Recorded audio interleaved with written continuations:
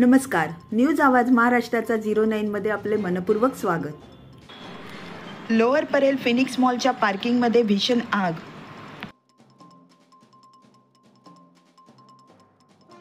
ही आग lower परेलच्या Phoenix मॉलच्या 2 wheeler पार्किंगमध्ये लागलेली असून आग आता विझवण्यात आलेली आहे.